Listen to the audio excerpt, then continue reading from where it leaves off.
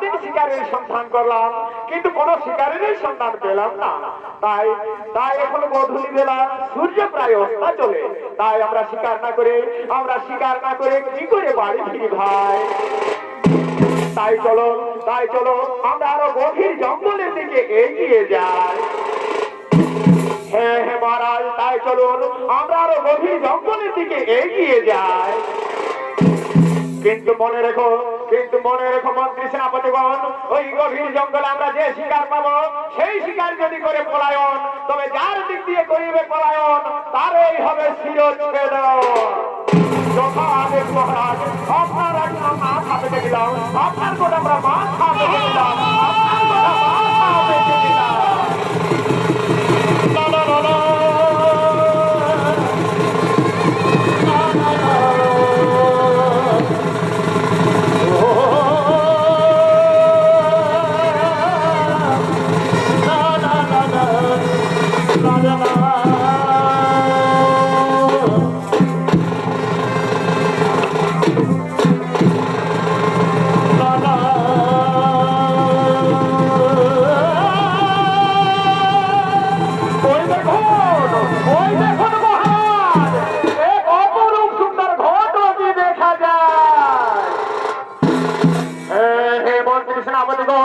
তোমরা ঠিকই বলেছো, এক অপরূপ সুন্দর ঘটকই দেখা যায়। এমন সুন্দর ঘটকি আগে আমি কখনো দেখিনি। শোনো মন্ত্রী সেনাপতিগণ, আমি এক্ষুনি ওই ঘটকের পিছনে করিব গমন।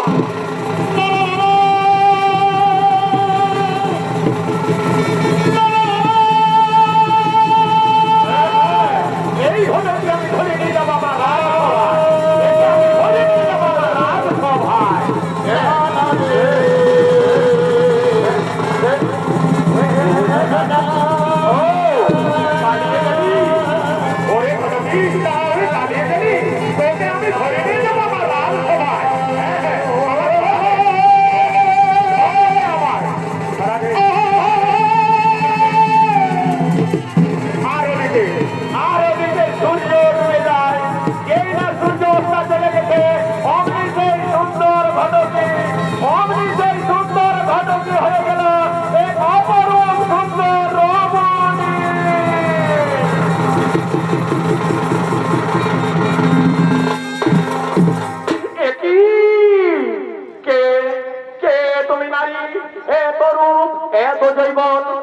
আমি কখনো দেখিনি। বলো রমণী, বলো, সত্যি করে বলো তোমার আসল পরিচয়। হে রাজন, শুনবে আমার আসল পরিচয়? তাহলে শুনুন রাজন, আমার আসল পরিচয়। আমি হলাম এক অভিশপ্তা নারী। দিনের বেলায় আমি সুন্দর ঘটকী হয়ে থাকি, আর রাত্রি বেলা আমি এক অপরূপ সুন্দর রমণী। আমায় আপনি পথ ছেড়ে দিন রাজন, আমায় যেতে দিন, আমায় আপনি পথ ছেড়ে দিন। না হয় না রমণী, তা হয় না। তোমার রূপ, তোমার জৈবন আমার বড় প্রাণ করেছে হরণ। আমি তোমার রূপে পাগল। এসো রমণী, এসো, কাছে এসো, আমায় আলিঙ্গন দাও, আমায় ধরা দাও। না রাজন, না, আমার রূপে আপনি পাগল হবেন না। আপনি আমাকে স্পর্শ করবেন না। আপনি যদি আমাকে স্পর্শ করতে চান, তাহলে আপনাকে হতে হবে কৃষ্ণ বিরোধী।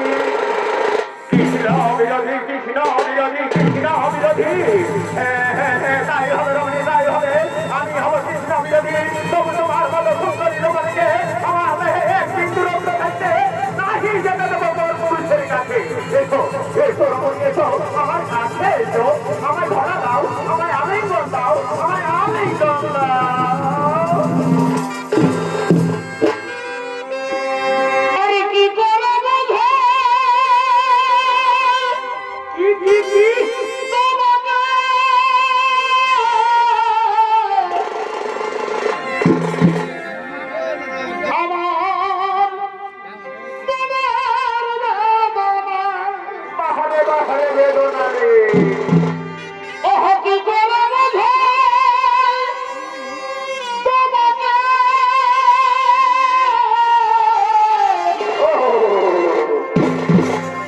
আমার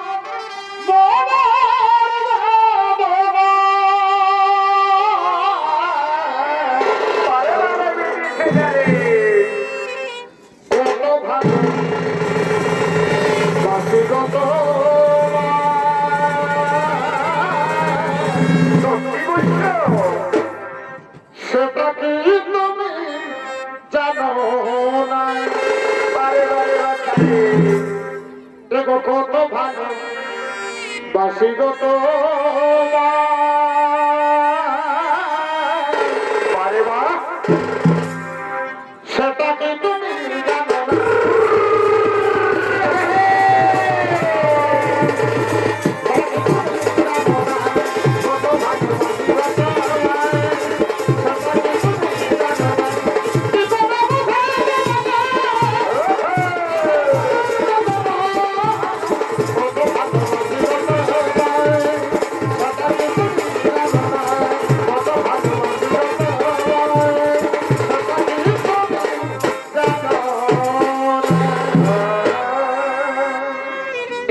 তো ভালোবাসা পারে মা আমার মেতে না পেলাসা পারে ভালোবাসা রে এগুলো তো ভালোবাসা ওহো আমার মেতে না পেলাসা মিটবে মনে কিছু বলবো বলো কি করে তোমায় আমি ভুলবো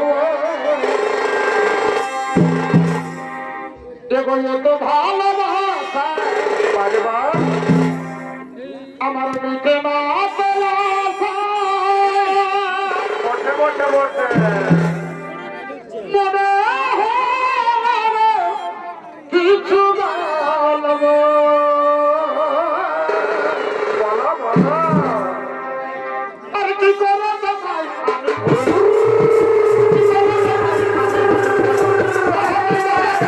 আমি ভুলবো কি করে তোমায় আমি ভুলবো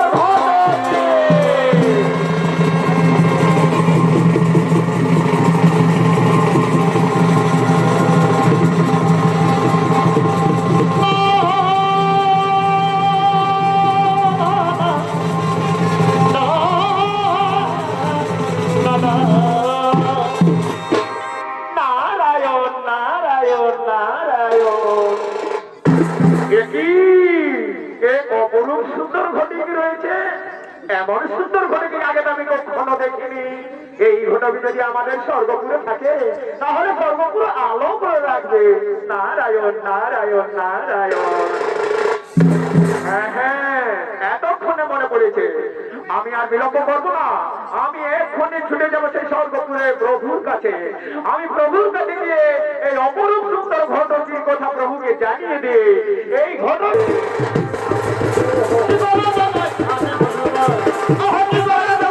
আমি ভুলবো এবার কি করে তোমায় আমি ভুলবো কি বলে তোমায় আমি ভুলবো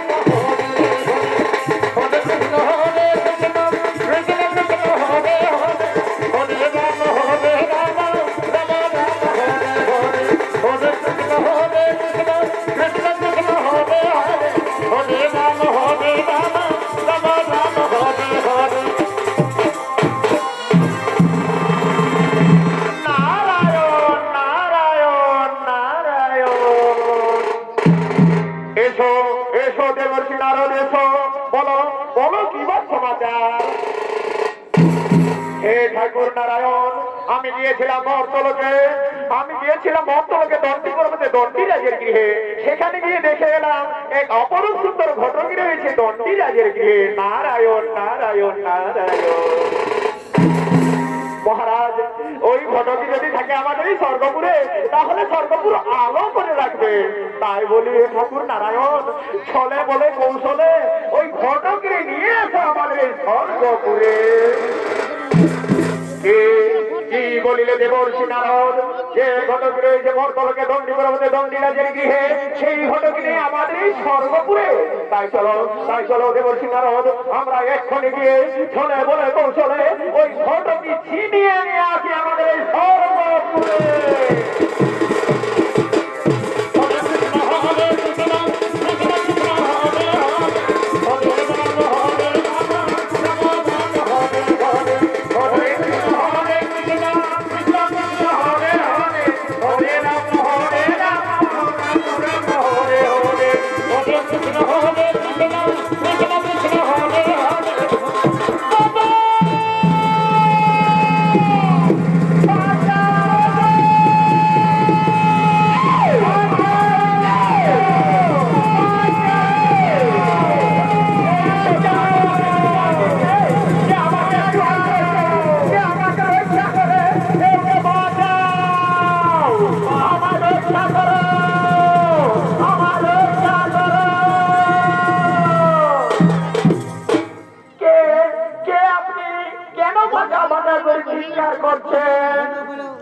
তোমার দাদাকে মত আমি রাজা দণ্ডী, কিন্তু তুমি কে নারী? আমি হলাম কৃষ্ণ ভগিনী দ্রৌপদী। আমি আপনাকে আশ্রয় দেব রাজন, আমি আপনাকে আশ্রয় দেব। কি বলিলে দ্রৌপদী, তোমার ভ্রাতা কৃষ্ণ আমায় করেছে বিতাড়ন, আর আশ্রয় দেবে তুমি? হে রাজন, আমি আপনাকে আশ্রয় দেব। আপনি নিশ্চিন্তে আমার গৃহে করো আগমন, নিশ্চিন্তে আমার গৃহে করো আগমন।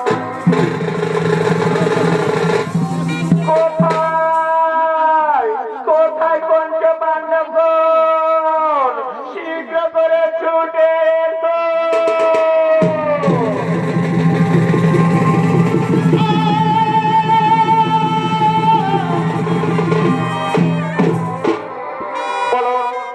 বলো দ্রৌপদী, কেন আমাদের এভাবে চিৎকার করে ডেকেছ? শোনো পঞ্চ পাণ্ডবগণ, আজ দণ্ডী রাজা বলে বিপদে পড়ে আমার কাছে আশ্রয় চেয়েছে, তাই আমি ওনাকে আমার গৃহে আশ্রয় দিয়েছি। তোমরা সকলে মিলে ওকে রক্ষা করো, যাতে ওর কোনো অসুবিধা না হয়। ঠিক আছে দ্রৌপদী, ঠিক আছে। দণ্ডী রাজার যতই বড় বিপদ আসুক না কেন, আমরা ওনার গায়ে একটা কাঁচা রান্না লাগতে দেবো না। আমাদের দেহে কিন্তু রক্ত থাকবে, আমরা ওনাকে প্রাণপণ দিয়ে রক্ষা করবো।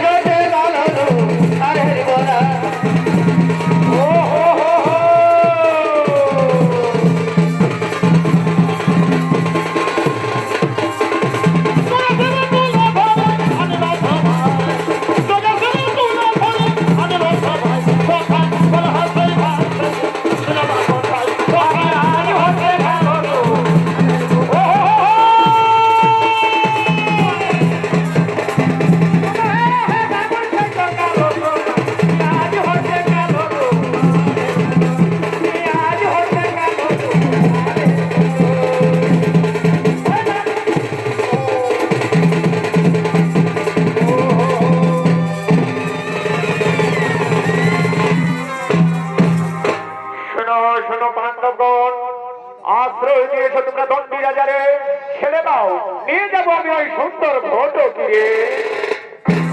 না সেখানা আশ্রয় দিয়েছে দ্রৌপদী দণ্ডী রাজারে, তাই আমাদের দিকে একদিন রক্ত থাকতে আমরা দেব না সেই সুন্দর ঘটকিরে।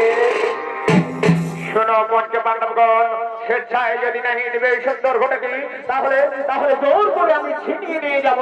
যুদ্ধের জন্য প্রস্তুত হও।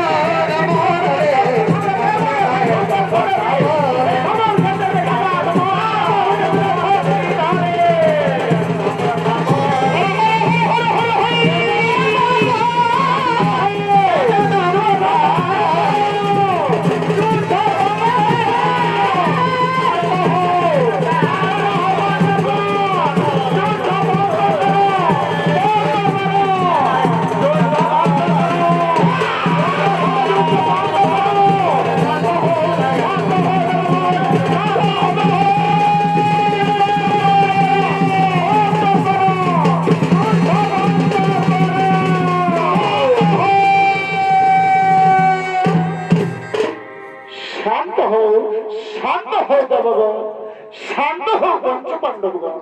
তোমরা বৃথা বৃথাই করিতেছ না, তোমরা বৃথাই করিতেছ না। যার জন্য তোমরা করিতেছ, ওই দেখো সেই ঘটনি স্বর্গপুরে করেছেন আরোহণ। তাই মাননীয় শুধু দর্শক মন্ডলী, মর্তলোকে দণ্ডী পর্বতে পঞ্চপাণ্ডবদের পঞ্চমান ইন্দ্র সহ শ্রীকৃষ্ণ সহ অষ্টমন্ত্রীর হয়েছিল মিলন। তাই সেখান থেকে অভিশপ্ত নারী সাপমুক্ত হয়ে স্বর্গপুরে করেছিলেন আগমন। তাই শুধু দর্শক মন্ডলী, সমাপ্ত হলো আমাদের এই বছরের সম্পূর্ণ নতুন ছবিত নাট্য পালা মর্তলোকে দণ্ডী পর্বতে অষ্টমন্ত্রের মিলন। এখন আসে বৃন্দাবনে।